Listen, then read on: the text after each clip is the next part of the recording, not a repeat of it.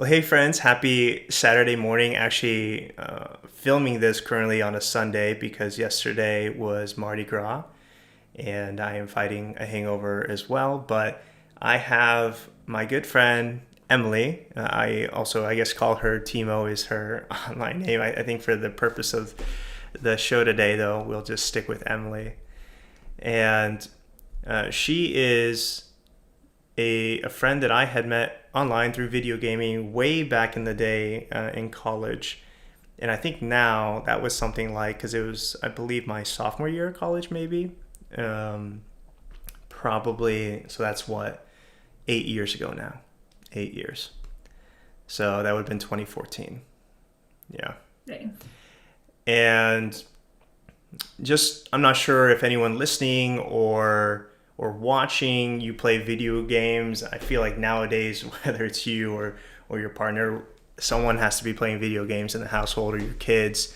I'm sure that either your children, your husband, maybe and your wife, they have friends that they met online that maybe they haven't met in person, but feel that they're um, irreplaceable, and that's what Emily is to me. Um, I remember I have actually met Emily in real life.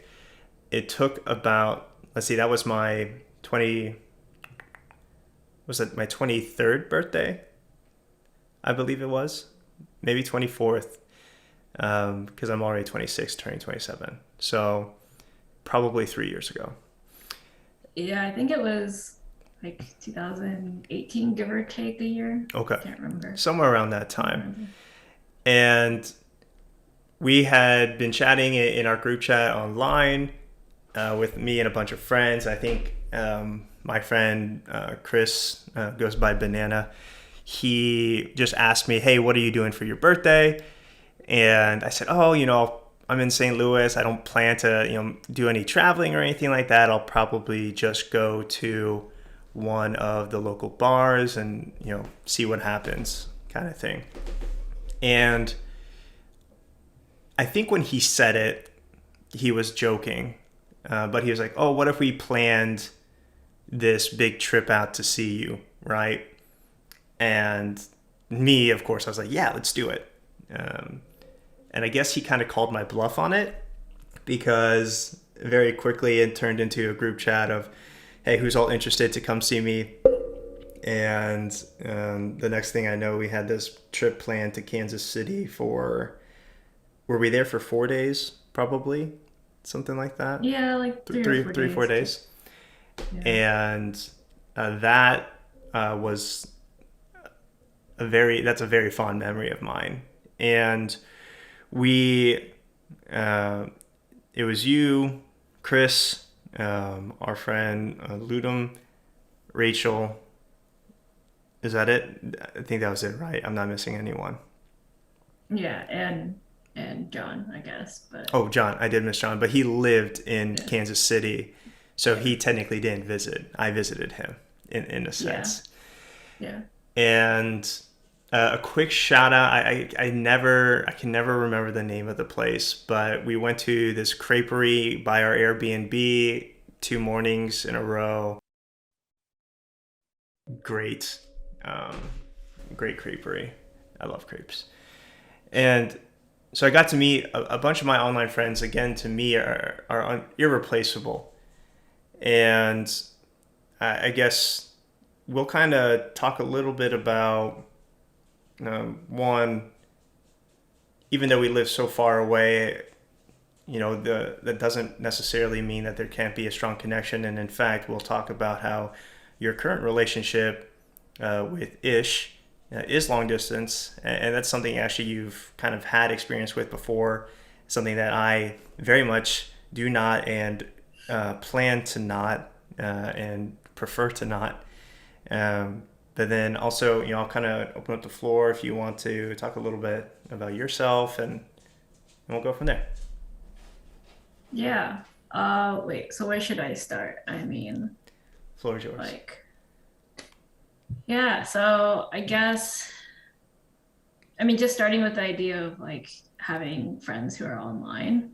I think that was a big part of my friendship growing up. And I don't know exactly how it was for you, but yeah, like I feel like growing up from like high school through college and even after college, honestly, like a lot of my friends I considered my close friends online. You know, we all just played games and hung out together. Um, and I think after I got busy with school, you know, a lot of us kind of stopped playing certain games or kind of fell apart. Like, you know, some of us grew Yeah. distant from each other. I don't know how it's been for you, but that's how I felt. Hmm. And what were you going to school for again, for the people listening? Yeah, I did a 2 years master's program for medical illustration. It's kind of what it sounds like. So medical or scientific art. Mm. Yeah. Okay. Yeah, and I guess it's interesting because I feel like there is that sense of, since you meet your friends online, there's kind of no excuse to not still stay in touch, because it doesn't matter where you are in the world, you should be able to always connect with them. And I think, Tenny, to that point, if we reached out, then yeah, it's not like we would not respond, but everyone just got so busy. We got Yeah. older. Uh, you were in your master's program or graduated, and then we all kind of got our big boy, big girl jobs, and our own interests, I suppose, too. And uh, now, again, could you kind of explain a little bit, though, what you do now? Because I think when we initially met, you had this idea that you were going to get into medical illustration, didn't really know how it was going to work out, and then now you actually do work in that field. And how has that been? Yeah.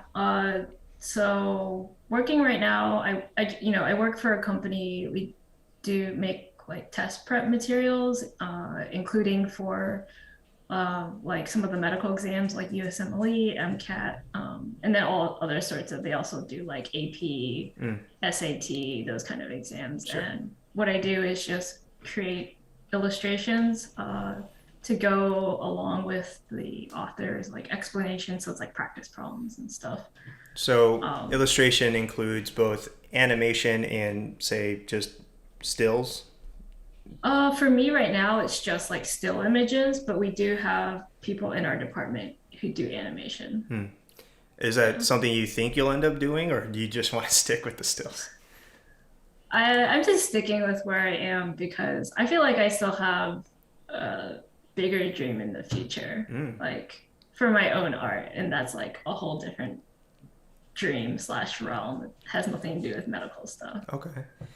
Because I Yeah. know a little bit of a side project for you is animation, but you don't actually, or correct me if I'm wrong here, the way it may sound is that slowly became more like work for you. It's not really a passion project of yours or something you find joy in. Is that right? Yeah, essentially. Yeah. I'm currently working on like the animation side job as like a continuation of my master's thesis. Mm, And I wouldn't say like I really dislike it, but it has become like work. mm, And I am looking forward to finishing it so I can focus on my own art afterwards. yeah. I Yeah. think I miss your art too.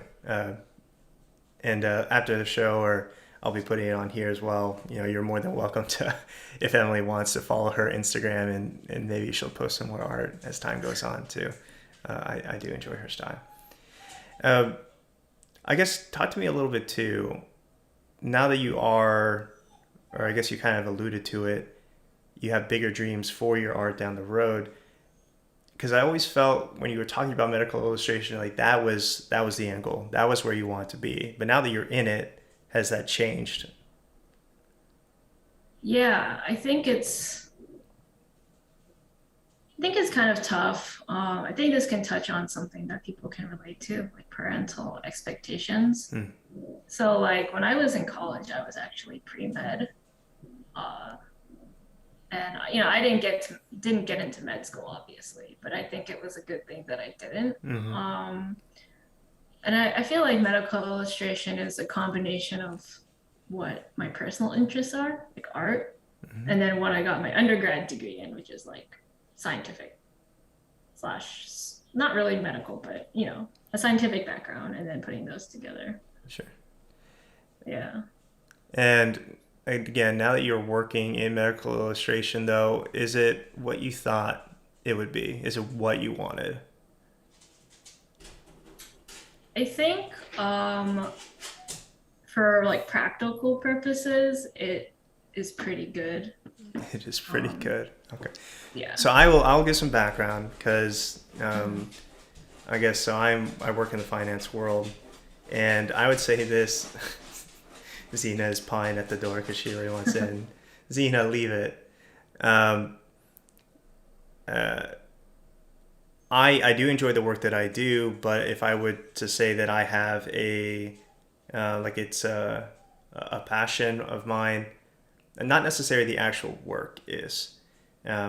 Doing stuff like this episode where I get to connect with my friends, talk about the real issues that affect us on a day-to-day basis and how we get better. That to me is something I'm passionate about. So I use the regular Monday through Friday to allow me to do this on the side. I guess is what I would say. And what I want to talk about too is how do we find passion in our work, right? I know that there's a lot of people listening or watching that just very frankly hate their job, whether it's their coworkers, their manager, the actual job. It's not where you want to be. And that's tough, right? Because we all have to live and food isn't free, so we have to take jobs potentially that we don't like. And there was a couple of times even in my current role where I would say the passion dies, but you have to kind of refocus and think about what you do. Um, but I'll before I talk about my current work, I'll actually go back to when I first graduated college and I was doing the whole interview process and all that stuff, which you do before, but still I didn't have a job lined up when I graduated. And so I went to live with my parents back in my small town for a couple of months, and those were some of those 2 months, uh, for lack of a better term, were pretty awful. I got into a bad space. Again, I touched on this back in episode 2 when I was talking with my friend Yandi. Just being stuck. It felt like I was in a small town. None of my friends were there. And even though I would technically lived in a small town, I was still 12 miles into the country away from that town, just completely isolated from the world. And, I was doing the job interviews. I got to this fourth interview with a company, and I was going to move all the way down to Dallas. They flew me out, car, hotel, all the works. The job should have been like a shoe-in. Um, in fact, I was told when I got there that they don't fly people out that they don't think can do the job. So you feel pretty good about that. And then I ended up, I guess, botching the interview after spending 3 hours in interviews, talking to 4 different people. I think it was the last guy that really like kind of made the decision that it wasn't going to work out. And so yeah, I come back from that interview. You wait 2 weeks for them to tell you that you didn't get it right. And that was the kind of one where I had given up or focused solely on that one. I stopped looking at other opportunities. I said, this is the one I want to do, and I pursued it. So when they told me no, I basically was starting back at ground zero. And that was tough. And I don't know what your experience is like, but I'll give a little bit of background into growing up in an Asian household, or at least my mother is Asian. Uh, Stuff like that uh, has ramifications. So it was taken that because I did not get that job, that I had somehow been, say, slacking, either in the interview process, finding jobs, or actually during the interview doing my own research on the company, etc. And again, I'm in this house in the middle of nowhere, right? They only, my parents, their house, their rules. And so what happened was I could only use the internet if I was job searching. That was the kind of thing. And it was just a very unpleasant time of waking up, going through thousands of job listings, and then like by noon there was nothing left for the day, and then you had nothing to do, and I would just sleep and wake up and then sleep and then wake up, and it would still be like 5 p.m. And it was just like this depression like hole that I put myself in. And it got to a point where if I continue to stay there in that hole, I probably wouldn't even be here right now. So I decided to. This all ties back to doing jobs that we don't like, right? Because I think you graduate and you feel like you're supposed to go and do the big boy job, and otherwise, you just focus on that. But I moved back up to Ames, where Iowa State is. That's where I went to college, and I worked a factory job at a place called Danfoss, and I worked there for 2 months. I think I was getting paid like $11 an hour or something like that, and I did this weekend shift of working from 6 a.m. till 6 p.m. So I'd be up in the morning at 5 o'clock, and I had these boots that weren't broken. I just remembered after that first week, I couldn't walk just because my feet were in so much pain. It was crazy. I had like 2 layers of socks, insoles, all that stuff. And it was a labor intensive job. You're carrying hydraulic equipment, you're moving stuff on the factory floor, you're on paint line, and a job probably a lot of people would consider, or matter of fact, you don't need a college education to do, right? But I needed to pay the bills, and if that meant that I needed to take a job that maybe other people would be too prideful to do, then that didn't matter to me. I decided I was going to be the best factory worker at the company, is what I decided. So I would spend Monday through Friday, or more like Monday through Thursday, doing the regular job search, and then Friday, Saturday, Sunday I worked 12-hour shifts on the weekend. So that was the schedule. And this kind of goes back to, okay, how do we find passion in jobs that we hate? Because I can tell you, I did not like working in a factory, but I did the most of it. And I'm a little bit of a perfectionist, and there might be people listening that are like that too, where if something's not done perfect, you either don't do it because you're afraid to fail, or you're never satisfied with your work. Luckily for me, when you spend 12-hour shifts on a job and it's the only thing you can do, you can just focus on that.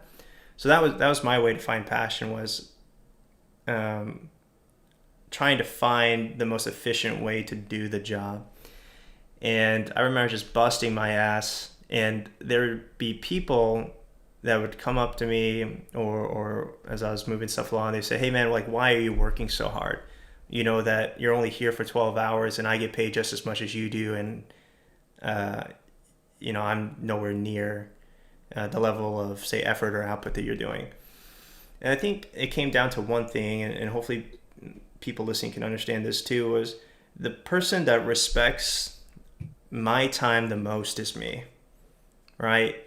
I talked a little bit about this on last week's episode, how we only have, on average, a guy, say, 83 years to live, okay? And if I'm not working as hard as I can, then I am disrespecting myself, right? I don't care what other people think of me if I'm working too hard, or, hey man, just take it easy. I know what my time is worth, and it's not the $10, $11 an hour paycheck. That's not what it's worth. What it is worth is, did I do everything that I could, or can I be satisfied with the work that I actually did get done? And I think that can be applied to any job that you're doing, right? Whether it's a factory job, or you're in the service industry as a waitress, are you putting a smile on people's faces? Are you in the medical industry and absorbed in your work and trying to bring education to other people around you? Or in my case, in the finance world, this is how it all transitions to what I do now.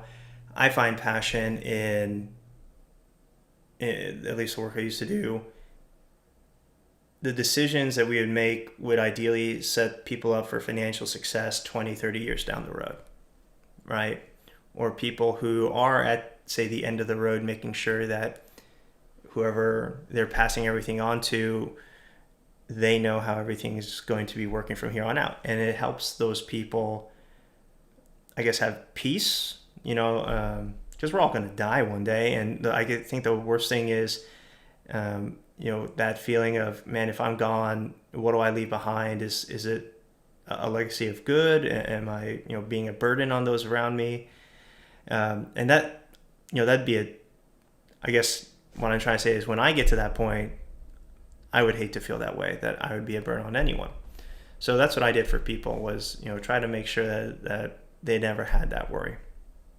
I guess I'll ask you, how do you, with what do you find passion in your job? And if that sometimes is off and on, how do you try to get that passion back? Yeah, I mean, listening to you, I really admire the like kind of the effort that you put into whatever job you're doing. You said out of self-respect for yourself. To answer your question, I feel like for me right now, it is a mixed bag. I don't dislike the work that I do, like the medical art. I mean, it's still art for the most time. I just sit there, just drawing, kind of just chilling. But it can be kind of like there'll be days where it's hard um, to really put that 100% effort into what I'm doing. There'll be days where I am like really motivated. Like I want to create really great art. I work with authors and I want to, like, it feels really good when they're like, oh, like, great job. Thanks for working on this. This looks great. But then there's just days where it's like, I don't want to work on this project. Like, um, and kind of getting to a larger picture of like just trying to I'm still kind of working on my own mental health. Mm-hmm. And so it's like it's a mixed bag. I just think there are days where I will feel motivated, like putting in that 100% effort, wanting to do my best, and then there's just days where it's like I don't want to be here. Yeah.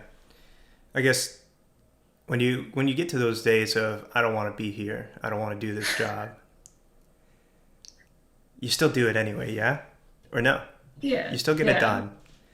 yeah. What makes you want to get it done? Besides the fact that if you don't, you get fired, right? Um, there's a bigger picture at the end, I think, is what you mentioned earlier, right? Um, I guess, how do you get up and still do the job on days that you just want to lay in bed and stay on the couch and do nothing? I don't have a very idealistic, I feel like there are things that I would tell people, but like, the Yeah. reality is like a big reason is like, I don't want to get fired. Mm-hmm. Um, I've only been working at this job since August. So it's been like a little over half a year, I am not that like experienced in my job. Mm-hmm. Yeah, so I don't have like a great idealistic answer. Like, I want to show the people who hired me that they didn't make a wrong decision. Mm-hmm. I want to make good work. I want, I look at my coworkers who creating like great art, and the whole purpose is to help the students using the product, better understand whatever they're learning. And it's like sometimes that helps. Like, so while I myself for my job, it's not really a great answer. I don't want to lose my job, but I've talked to my brother, Yeah. and he works. I think he like programs like hardware stuff. And I think in the summer before I actually got this job, he told me like, even if a job isn't exactly your ultimate passion or whatever, like, yeah, you can still find meaning in it, whether like it's like what you said for yourself, like respecting yourself, which I think is really great. Or, he said for his job, like he finds a lot of satisfaction in like helping other people, Mm. or I guess just like whatever little things that you can find meaning in your job, even if you feel like it's not your ultimate passion for yourself. Yeah. I think for the people listening and watching today, something that I did, I guess, is a moment of, say, self-reflection. Because, sometimes if you don't, I mean, what is self-reflection, right? It's literally looking at yourself and figuring out, okay, what do I like? What gives me joy? How do I fill my cup? And that's what I did was, okay, helping others is something that makes me happy. Giving to others is something that makes me happy. Knowing that I made a difference, right, in that person's life or in the overall grand scheme of life, I have affected people in some way. And so what I did was, okay, I wrote a list, and maybe this is, if people listening want an actual thing, okay, this is what you do. Write down 5 things. If you don't have 5, do 3, right? But try to get to 5 things that make you happy, right? And then see if there's a way with whatever you do for work or your free time or your hobbies where you can see some of these things in that work, right? And then all of a sudden, you're not doing the work because it's a job. You're doing the work because, okay, I know that it does at least 3 of these 5 things on my list. And that's something to be proud of, and that's something to focus on, even if you're cleaning toilets, right? Look for the things that bring you joy. That's what I did, right? Because I think there was a lot of times where you kind of go through this moment of, gosh, like, is what I'm doing important? And it's not so much a question of is what you're doing important to other people. It's more of, is what you're doing important to you? Does it do the things that are important to you? So I'll leave, if you want to call that, I guess, a little tidbit of advice or something, actual concrete that you can do. Do some self-reflection and actually ask yourself, what do you like? What makes you happy? And I guess go from there, right? Kind of give me a little bit of background just so people can get to know you a little bit better too. You're in medical illustration now, but you also do art, say on your Instagram too. How did you get to be an artistic person? What led you to be there? Yeah. It's like art is something that I did growing up, like since elementary school, maybe. Hmm. I don't know, earlier. The like cheesy story that I tell people is that like I think I first got into art because my sister, like she's really good at drawing, and um, we used to play this game when we were little where it's like if you like name a few traits of something and then we would each draw something that fit those Oh. parameters and then we show it to each other. So I like credit my sister with first getting me interested in art. Hmm. And it's something that I just like when I would come home from school growing up, like elementary, middle school, high school, I would do a lot. I'd be really involved in different online communities. So like Neopets, everyone Mm-hmm. played that when they were a kid. Yeah. I like had my own guild and I was like really into creating like graphics. And then I don't know if you know Gaia online. I am familiar. Yeah, you are. Mm-hmm.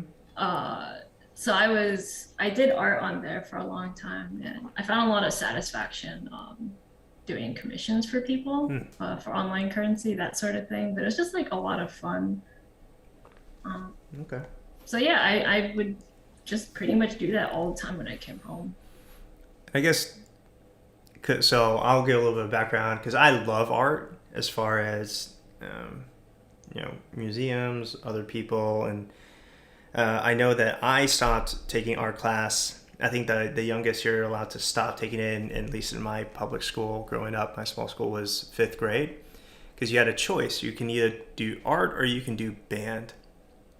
And if I'm being honest, looking back at that 5th grade me, I enjoyed art much more than band. However, Was not so much a huge fan of the art teacher at the time. I guess is what happened, and I did enjoy the band teacher and my older brother as well. He was in band, and I guess I had this image in my head. I remember, I'm not sure how it happened, but my brother would tell me about how he would practice playing the trumpet in band class. And I always pictured band class was like this auditorium. The band teacher is sitting in the front row of the auditorium, and practicing was just like my brother on stage playing just to this the band teacher, like it was a performance. And there, like, that drew me. Like, I wanted that to be the case. Obviously it's not the case. You're just in a class with a bunch of other nerds that like to spit into metal contraptions that make noise. But then over time I slowly did end up loving band, except say marching band. Not a huge fan. But so that was my form of art. Although I tried over the years to continue to draw, or I'd always be doodling or whatnot in class. But I was always jealous. And my older brother also is a very good artist. But I was always jealous of people, and I think I've had this story with you too, that can put what they have in their mind onto paper, right? Because I can think of the face of a tiger, right, in very good detail. Like at this moment, right, I can imagine it, and then what gets put on a sheet of paper if I try to draw it is like a fifth grader drawing a cat, right? And so I always, again, that's where the jealousy, the envy is, like people that can put imagination into reality. That is something that I always enjoyed about art, and why I watch or enjoy art in all of its forms for other people. It kind of like even dancing, right? I do on Thursdays and Saturdays salsa lessons actually, and I am average for someone that's taken lessons for say 2 months, right? I don't have unfortunately any hidden talent in that area. It's a lot of work, but it's a lot of fun, and I go to these classes or the dance area because I get to watch people just look so good dancing, and that's something that fills my cup. So that's a hobby of mine, and I try not to go on to too much of a tangent here, but I think it all just kind of ties back into, again, trying to find things that kind of fill your soul. They can be in your work, but also after that 9 to 5 is done, make sure that time you have with yourself, you're doing things that either can make you grow, can give you passion. And I say this like I'm preaching, because I obviously know that there's nights where you just sit on the couch and watch Netflix and order some pizza. But yeah, so I was coming at that from an angle, just appreciating other people's work too is a good way to find out if there's something that you want to do besides your current work, right? For the people listening and watching, if you're impressed by something, see or just try new things, because I think a lot of people are like, oh, I can't do this or I can't do that. Yeah, you can't do those yet. You can't do it yet. No one is good at something from the start. And if you want to try new things, you have to be comfortable with the idea of being bad at something.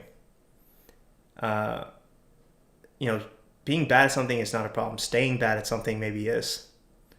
But it's perfectly fine to be bad and fail, and just continue to work on yourself. And sometimes you'll find as well that the getting better and seeing your progress is its own joy in itself. I think something that I can relate to with that is like more recently, over the last 3 months, I guess, I've almost dropped, say, 30 pounds, right? And no one in the gym initially, when they're there, Uh, it, uh, Here's what happens when you go to the gym. You lift heavy things so that down the road you can lift even heavier things, and you're always in pain. It's and um, ideally though, what happens is you find joy not in lifting the heavy things, but noticing that hey, I that thing that used to be heavy in my life is no longer heavy, right? And that was not meant to be like a metaphor, but it kind of turned into one. I think we all carry a lot of things right now that just really weigh us down, but they do make us stronger. And hopefully, as time goes on, and you really continue to work at what you're working, those heavy things just become less heavy. Um, yeah, I guess we'll transition a little bit from there because one thing that I really want to kind of talk about is how do I want to say this? I guess failed relationships, right? Whatever that looks like for a lot of people. But I know that when you and I first met, you, and we had touched on it earlier, John, you guys had been in both a long term but also a long time relationship. And I know that you had mentioned it a little bit after it all happened. Um, but, maybe I should just ask you guys were together for how long, you and John?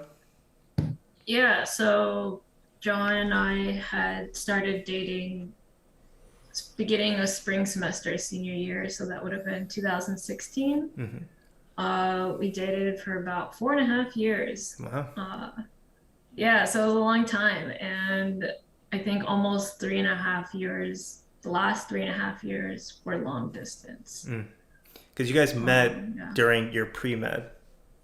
Is that right? Yeah, while we were in college, Yeah. in undergrad. Yeah. And, when I met John, um, well, I guess we're kind of going to a little bit of the memory bank here.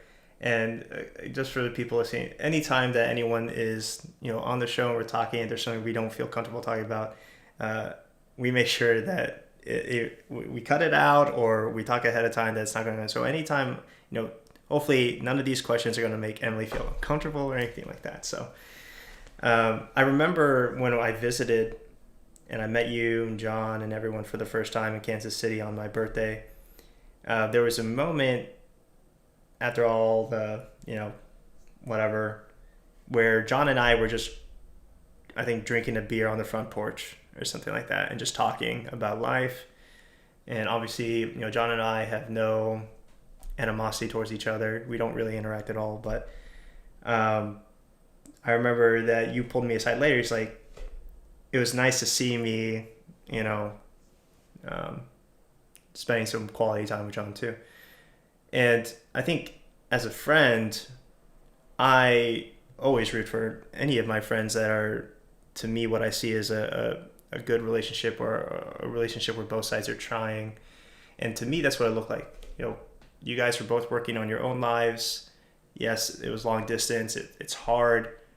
But I guess what eventually led to it not working out then? Yeah, it's something that I'm not even sure I've fully processed in terms of like why, like what exactly did or didn't work. I do think part of it is long distance. I think you have to put in a lot of effort to Mm. and like actively try to connect with each other and keep your feelings going. It was really easy because we both were busy with our classes, work, whatever, life. And it would just be easy to just shoot a good morning, good night text. Like that would be it most of the day. We hardly even video chatted, Mm. um, like when we were long distance. I feel like it is partly long distance, but that's not to discount it because as you know, I am in a long distance Yeah. relationship right now. Yeah. Um, and I do think honestly, looking back at when we first started dating, I think maybe because I was actually the one who had, I think, first expressed my interest to John. And I think that we both maybe didn't know each other well enough at that point, and maybe were had started dating each other for I wouldn't say the wrong reasons, but maybe not necessarily like maybe we weren't like ready. You You know, so it's rushed into things a little bit, you think? I think so. It's kind of like, Mm. oh, this person's interested in me, or Yeah. they also like me back. Let's date. And then you just fall into a place of comfort, complacency, Mm. and then also not putting in a ton of effort. And then, so I think over the years, you get comfortable with somebody. And And I think it's, if, I don't mean yeah, to cut you off. yeah, no problem. Sometimes that's kind of nice too, though, when you think about you're in a long distance relationship and you're comfortable, and there's this person where it's you're together, but you don't need to put in a whole lot of effort to stay together, right? That's kind of from what you're describing was, it was low maintenance, I guess, the long distance relationship, or am I getting that wrong? Yeah, I mean, I think you are right. And in a way, of course you'd want to be comfortable with your partner. Mm-hmm. I just think it was in the sort of way of, in my opinion, when you're in a long distance relationship, you gotta put in some effort, Yeah. like keep the feelings alive. I think we just let it go too far to the point of like where it was reduced to just sending a good morning, good night text, Mm. like nothing else, and Yeah. it's not, yeah. And so I guess you kind of found out, um, and I know even now, like today, you are very busy, um, spending that quality time, even though your long distance is important to you. Because I think, you and Ish make it a point to spend a certain amount of time every week just talking, or maybe even if you're not doing anything, just being with each other in whatever way, right? So Yeah. Um, I yeah, get I guess yeah, wait, you go. go ahead. You're fine. Okay. So I was just gonna say, yeah, Ish and I, we spend, because we do both need to schedule our lives in a way. And so we do kind of have scheduled times where we video chat or watch anime or hang out Yeah. like most days of the week. We don't want it to feel like a chore, but it's kind of like, you still want to make sure that you're spending quality time with the other person and it's something that we're still working on, Yeah. Ish and I still discuss it of like, how do we really feel like we're spending quality time with the other person, Mm-hmm. because it can be hard that when you're both tired and you're video chatting, your brains might not be there, and that's okay, but overall, both people need to feel like their partner is actually present when Mm-hmm. you're spending time with each other, and it's something I'm working on to try to get better at. But I think we really are putting effort into like making the time we spend together like good quality. Yeah. And not to say that there were things maybe missing in the relationship with John, but now that you are with Ish, and how long has it been now that you've been with him? Almost 6 months. 6 months now. Yeah. Are there things again that not necessarily were missing in the past relationship, but maybe things you didn't know that you were missing, or didn't know that you wanted, that now that you've been with him and you've known him for longer than 6 months as well, obviously, but you know, I guess what comes to mind? What is different? Yeah, I think it's I mean it is I think Ish has brought an awareness of mental health Yeah. into my life. I felt like in the 4.5 years when I had dated John, I felt like it was kind of like I wasn't aware of all these Mm-hmm. uh like problems that I myself needed to work on. Uh and sometimes that manifests in your relationship with the other person in a negative way. Mm-hmm. And it Most of can the take time. on a toll on yeah, it can take a toll on both people. And I feel like what Ish does in this relationship is, he cares a lot about mental health, and he's brought attention to me, like some of the things that I might do, which are manifestations Mm-hmm. of problems that I've had for years. And I think you know this, and I recently started to go see a therapist Yeah. and kind of working on my own mental health and working on it together with Ish. It's been good. Now this is a good question because I guess so. For people with background on Ish, he is actually in school to eventually one day become a psychologist or therapist down the road. Um, how was he? How did he mention, say, your mental illnesses, bring them up in a way that was healthy, to where you didn't feel like you were being, say, attacked or judged?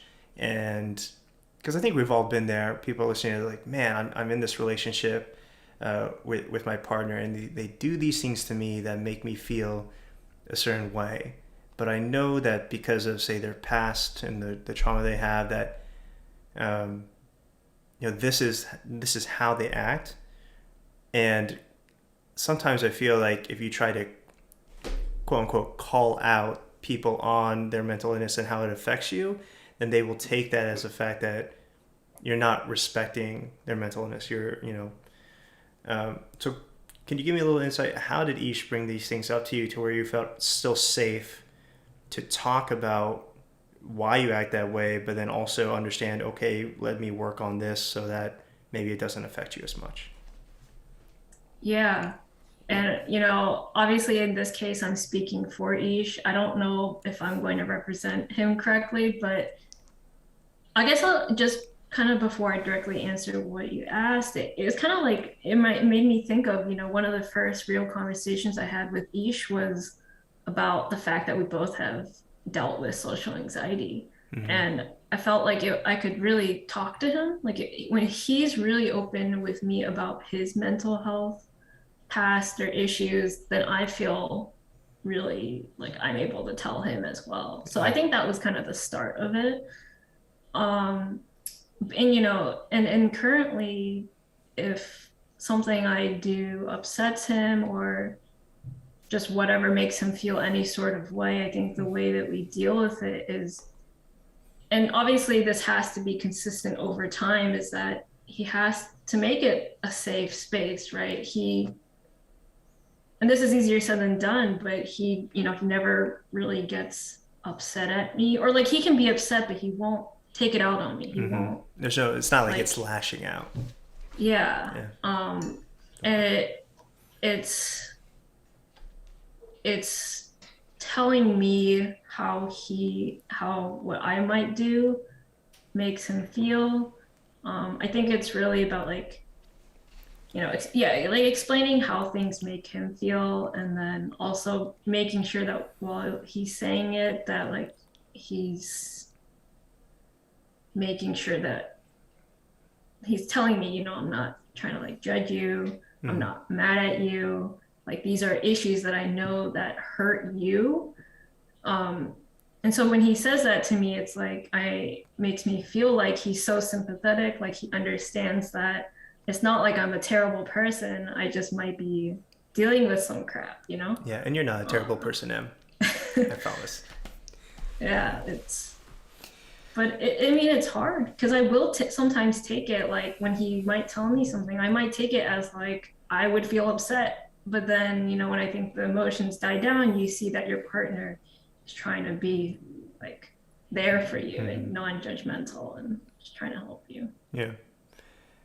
And I guess I will kind of give the people listening maybe a tip or a little bit of advice. I was watching a therapist, like a video. I'm not sure where it was on, like what social platform. It was probably YouTube.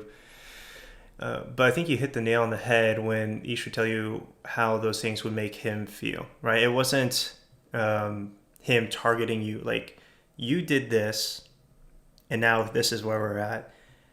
Um, I feel like if you want to start that conversation, a healthy conversation with your partner about things that are happening, you say, hey, do you remember this situation? I want to let you know that it made me feel this way.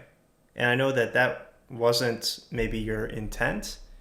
And I know that you did this because of so many reasons. But again, I just want to let you know this is how it makes me feel. And, is there a way that we can work on this? So again, try to, and this is something that I want so many people to know who have partners that just, unfortunately, life has not been kind to them and suffer because of that. That person that is struggling is not their mental illness. They are not the anxious person. They are not depression. They are not social anxiety. Those are things that have happened to them, right? They are separate from that issue, right? They are being acted upon by that issue. That's how I view it. So make sure you isolate that, right? Hey, I know that social anxiety is an issue for you. You've struggled with it for so long. Are there ways that I can help you with it? Or is there things that I do? Because I think, like you said, Ish was able to be open about himself, and that allowed you to be open about the things that have affected you over the years. So start there, right?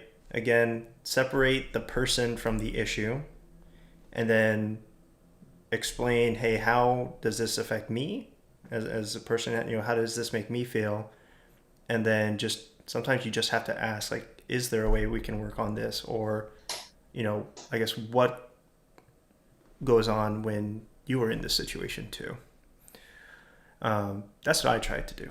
So, and I think too, I'll jump a little bit back to John and the failed relationships, but more talk about my own experience of just being in, to me, what was a long-term relationship that didn't end up working out, and kind of what drove this whole, say, transformation of myself into trying to be, a better person, or, better for myself. And again, get to that point of respecting my own time and what that looks like.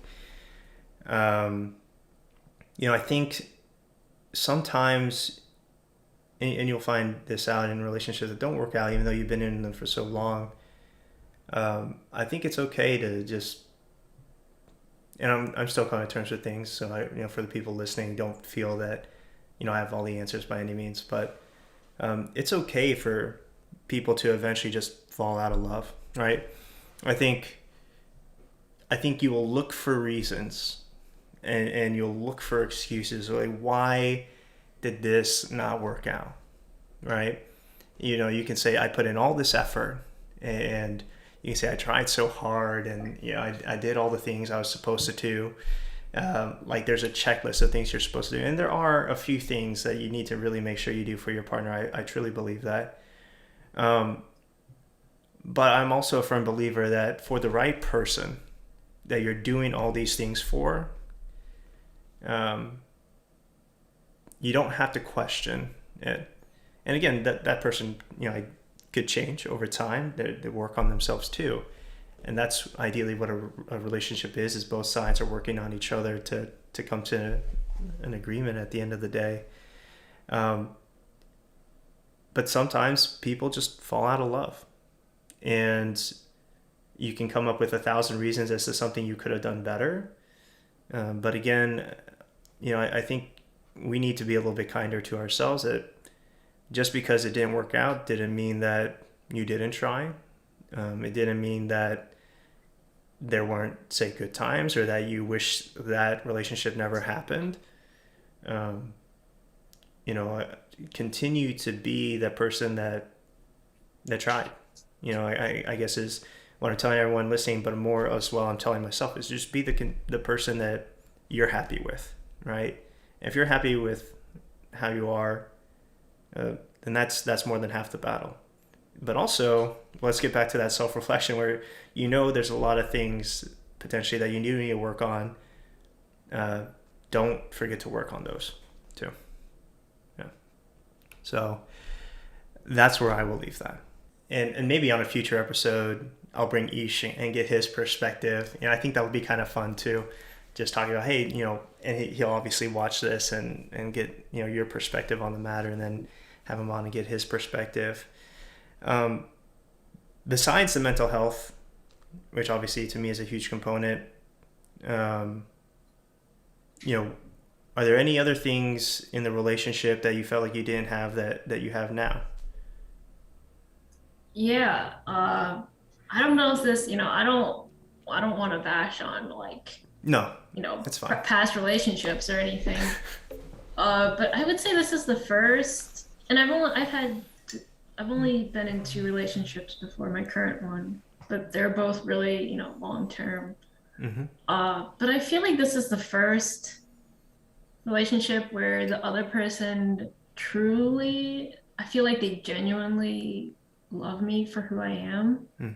and that they also understand me for who I am, like at the core.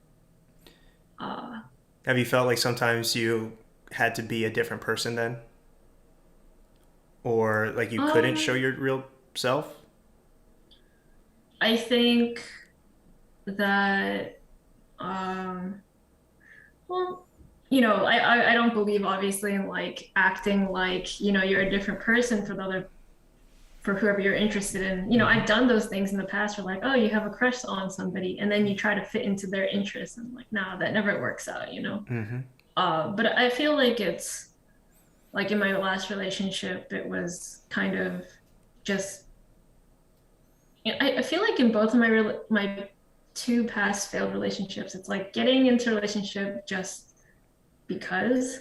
Out of convenience. Um, Kind of. So like I feel like it's either me or the other person who's like, oh, this is nice. Like Hmm. this person's interested in me, or vice versa. Like whoever the partner is that feels that way.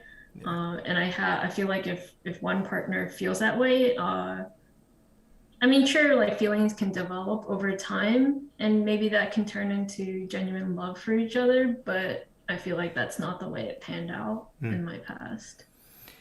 And how did you get to meet Ish again? Through a mutual friend online. Hmm. Yeah. And Yeah. then I guess so. For instance, for me, I've never had to do long distance, but I do know quite a few of my friends that have done it, and um, interestingly enough, the ratio of my friends that have done long distance and it worked out is kind of high. But I know for the most part that's probably not the case. I guess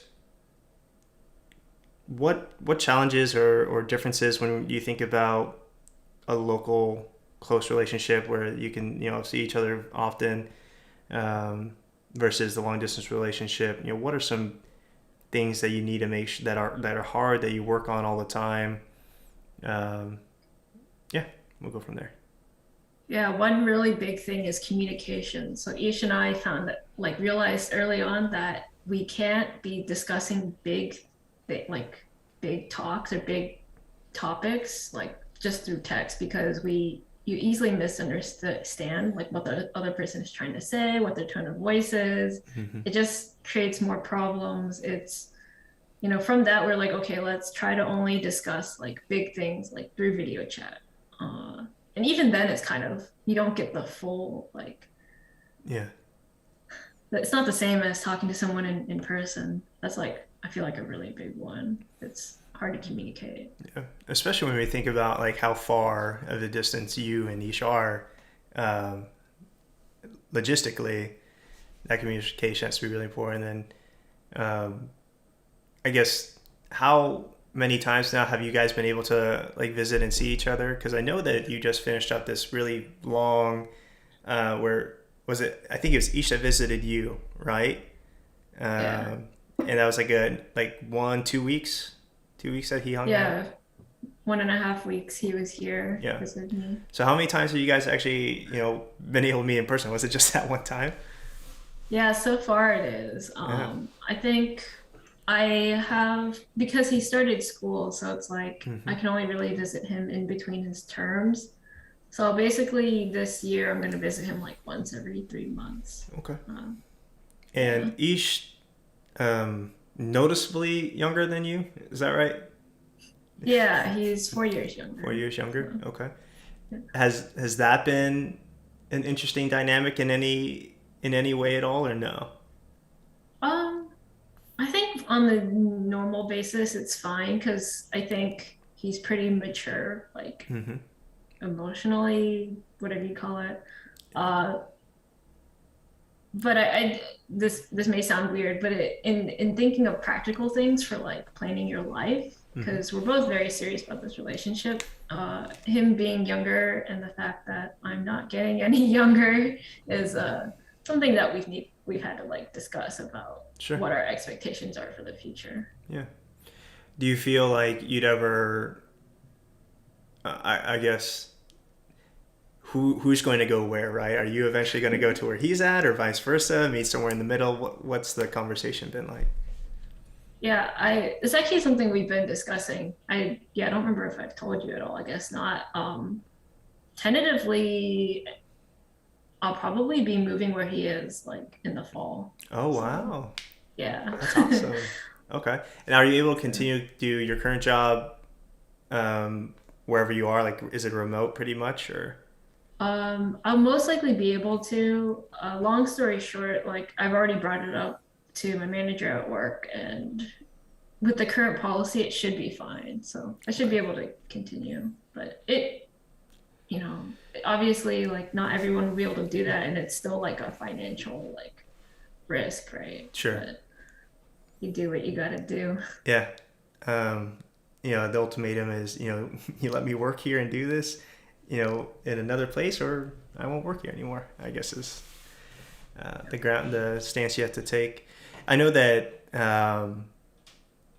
the reason why I asked about dating younger, if that's had any, um, interesting dynamic is, because I've done both, and I think you're right. It does come down to a level of maturity where, you and I think there's a lot of people listening, whether it's in your own social groups or not, whatnot. People in their 30s and 40s that could be much more immature mentally, emotionally, socially than someone in their early 20s, right? So I think that's great that you meet someone that both, even though they are young, has taken an effort. And again, we'll hopefully, maybe I'll have Ishan sooner than later, because I know his life has not been this star-studded sunshine and rainbows. Ish has also been through quite a bit growing up. That's actually how he and I, kind of connected and got to be closer too. Um, so, again, I was saying it's great that you met someone that already has a baseline level of kind of maturity, just because life has taught him so many lessons, but then continuing to work on that. And I hope that people listening or watching, that your partner or whoever you're looking for, is trying to work on that maturity and understanding that, hey, there's room to grow, there's room to understand more and better about you. But sometimes, if you're like me and you're a guy, we're stupid. So make sure that sometimes you verbalize it too. Let us know that us as guys or partners, we should be trying to understand more and learn more. I guess from there, I'll open up the floor to you. Is there anything one that you want to make sure that we go over that we didn't get a chance to touch on, or any kind of like life advice or takeaways you want to make sure that the people listening have? I feel like when you ask me that, just like bits and pieces just flash through my brain. Mm-hmm. Um, I mean, I don't know. I don't have any like great sage advice, but like, you know, something that's happened in my life recently, as I mentioned before, was going to see a therapist. And it's something that I was afraid to do uh, growing up because I was always like, oh, like I don't need to see a therapist, or oh, that means you have like some big problem, right? Or Mm-hmm. there's a stigma around it. And after having gone, I've only been seeing her for only a little over a month, but I really do now believe that most, like pretty much everybody can benefit by going to see a therapist. And um, like, I hope that people won't feel like there's, this big stigma against going. Mm-hmm. I don't think there's anything wrong with it, and it can really help you with either issues that you may have had growing up, or maybe if you have a Issues. difficult relationship. Issues, yeah. Mm. Yeah. You can. What's that one song? Each can sing. You'd be like, "I got issues, and you got them too." All right. That's all. Yeah. That's all the singing you guys are gonna get on the podcast. I'm gonna stop there. Okay. Well, I guess for the most part, if there's anything that I want people to take away from listening to Em, is because she's a person in my life that I spent a lot of time uh, just I think there's a level of gratitude for people that are struggling, but even though they're struggling, in my case, I still would reach out and showed no hesitation to help me out. Something that I'm very thankful for. And she just talked a little bit about therapy too, and obviously I've shared numerous times about my experience on therapy on this show. That time, because a lot of times it comes down to setting a dedicated time to work on yourself, right? People are always busy, but you're busy because your calendar's full. And so, if you are looking to work on yourself, and if you feel like you're in a place that you don't want to be and you want to move forward, set a dedicated time to work on yourself, whether it's with a therapist or not.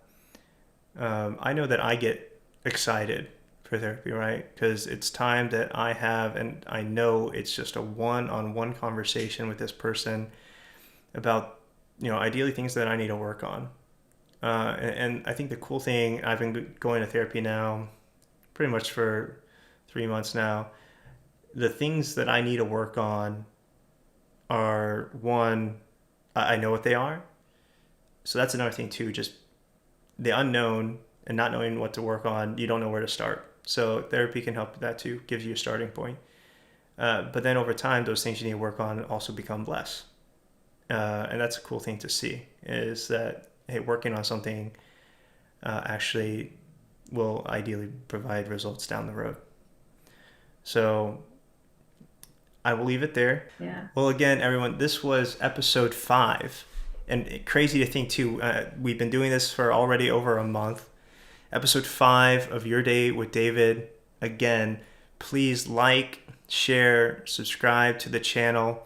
And also, put comments down below of conversations that you want me to have with my friends, because when I have those comments, they kind of tell me, it informs me of the next person that I could speak with, right? Because I know most of my friends to some degree, I think, to where I could get the right person on for the people that have a certain topic we want to make sure that we cover, and ideally helps you guys get some perspective, and ideally down the road benefits you guys in some way. So as always, if you or someone is struggling with life, because it is hard, you do feel alone, but you're not. We're here too. We're working on ourselves every day.